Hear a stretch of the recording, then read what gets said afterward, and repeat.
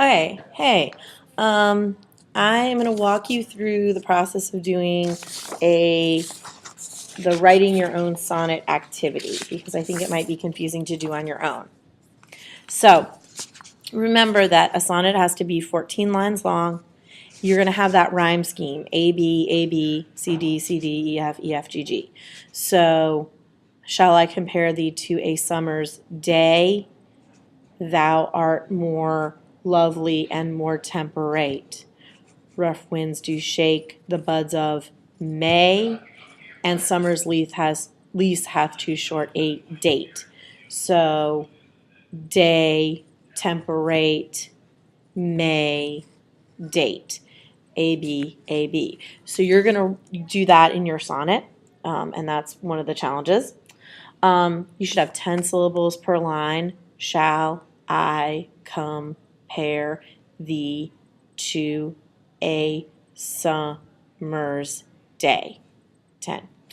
And if you want a challenge, you can try to use that rhythm. Da-dum, da-dum, da-dum, da-dum, da-dum. Shall I compare thee to a summer's day? You don't have to, because that's what makes Shakespeare amazing, is that he can do that. I created a little sample sonnet that's sort of silly. Shall I compare thee to a nacho chip? So that's a sonnet to somebody that you're saying is like a nacho chip. You're going to start by listing a bunch of concrete nouns. So things that you might want to compare someone to, things that you like, things that are good. So that will give you something to base your sonnet on. So list all the things that you can think of that you like. A football game, a box of chocolates. If there's like a famous actor or actress that you really like that you want to compare them to. So make that list. Make sure you don't use abstract nouns. Love, death, joy, because it's hard to compare someone to something that's really abstract.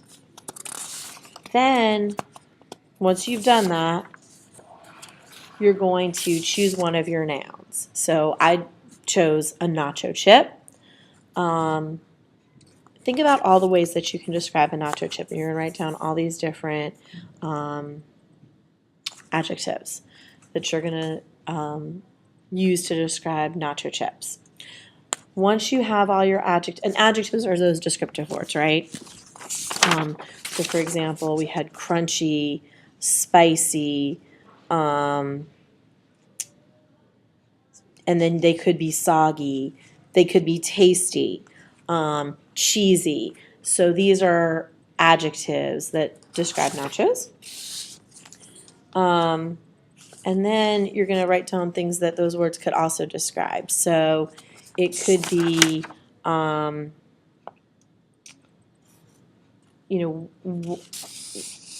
crunchy could also describe what snow sounds like under your feet, right? So you're going to do that.